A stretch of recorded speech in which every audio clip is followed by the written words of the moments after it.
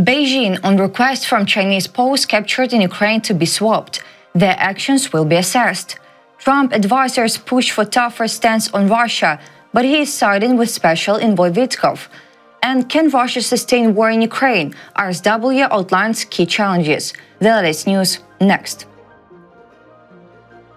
The Chinese government has denied any involvement in the participation of Chinese citizens in Russia's war against Ukraine and says it will assess the actions of those captured in the Donetsk region under Chinese law after verifying the circumstances. Reported by Lin Jian, spokesperson for the Chinese Ministry of Foreign Affairs, in response to a request from a Ukraine forum correspondent in China who sought a comment on the appeal by Chinese POWs to be brought back home.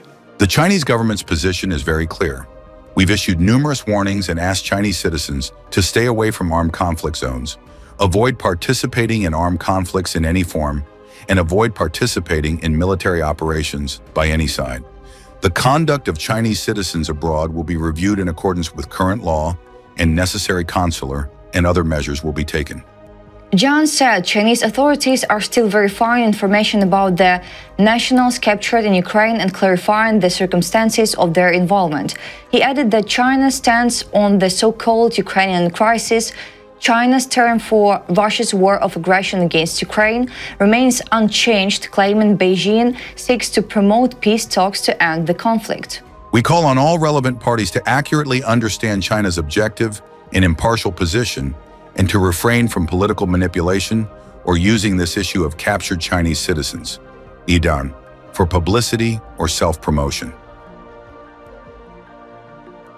Despite possible plans by Russian dictator Vladimir Putin on the front in Ukraine, Moscow's ability to continue the war even at its current pace after 2025 will be highly questionable, according to an RBC Ukraine article. As Russia analyst at RSW Christian Harvard noted, Russian forces are currently mostly focused on advancing in the Donetsk region.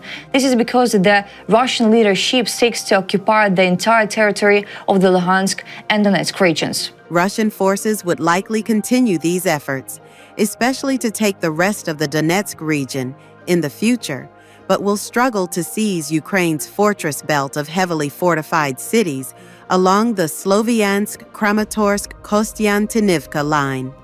However, according to the RSW analyst, capturing this agglomeration will be a huge challenge for Moscow, as it will require a great deal of manpower and weaponry. Despite Putin's plans on the front line, the Russians' ability to sustain the war at its current pace beyond 2025 is highly questionable.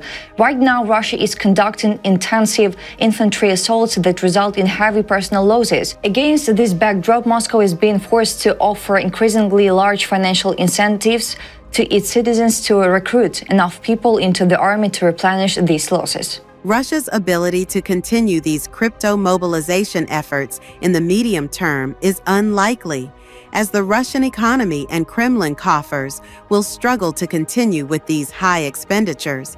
Putin may be faced with a tough decision about conducting another highly unpopular, partial involuntary reserve call-up, like the one we saw in September 2022. Another problem Russia will face in the next 12 to 18 months is the depletion of its equipment stockpiles. The Russian defense industrial base cannot produce new vehicles or artillery systems fast enough to replace current battlefield losses. The Kremlin relies heavily on its stockpiles of Soviet-era equipment, but this is a limited resource which is forecasted to run out by the end of 2025 or in 2026, RSW adds. Russia could lean on some of its allies and partners in the future to make up for any shortages, but there are likely limitations in these partnerships. North Korea may be willing to supply more troops, materiel, or equipment to Russia in the future, but Iran's ability to supply Russia with armored vehicles, artillery systems, or ammunition is likely inhibited by Iran's own limited defense industrial capacity, and China appears so far to be unwilling to support Russia directly. Several advisors to US President Donald Trump are urging him to treat Moscow's statements about its desire for peace with Ukraine cautiously, emphasizing that Kremlin terrorist Vladimir Putin has yet to demonstrate a genuine intention to end the fighting. The Wall Street Journal citing informed sources as reported by European Pravda. About details. The sources say that the group includes Secretary of State Marco Rubio and Special Envoy for Ukraine Kit Kellogg. It was reported that the group is advising a more cautious approach to negotiations with Putin and a tougher stance regarding Moscow's demands for territorial concessions from Kyiv. However, Trump is currently leaning more towards the opinion of another US Special Representative, Steve Witkoff, who believes Putin seeks peace, following 2 meetings with him in Moscow, according to officials. The Wall Street Journal wrote that even those Trump advisors advocating for a tougher approach towards Moscow support his intention to stop the war. However, Russia's missile strike on Sunday, the 13th of April, which killed 35 people, in the city of Sumy has only deepened divisions within Trump's team. The sources claim that during the White House discussion on whether the US should tighten sanctions against Russia to force it to negotiate, Rubio and Kellogg advised Trump to be wary of Putin's diplomatic intentions. It is worth noting that in recent weeks, Witkoff has made high-profile statements regarding occupied territories in Ukraine, calling them the largest issue in resolving the Russo-Ukrainian war. In an interview with Tucker Carlson, Witkoff said that the largest issue in that conflict are these so-called 4 regions.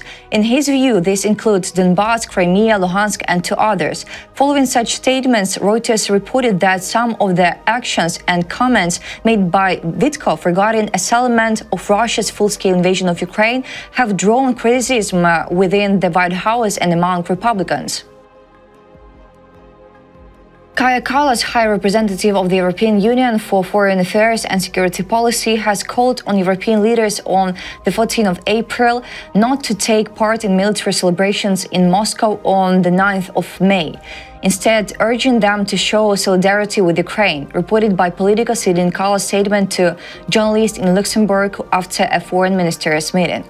What was also discussed very clearly and said by different member states of the EU is that any participation in the 9th May parades or celebrations in Moscow will not be taken lightly on the European side, considering that Russia is really waging a full-scale war in Europe.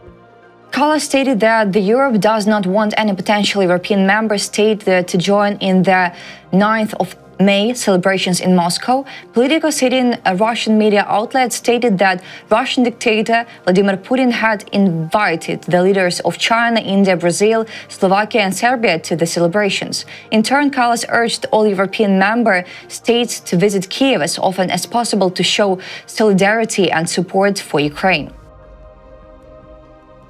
That's all for today. Thanks for watching this video. Like and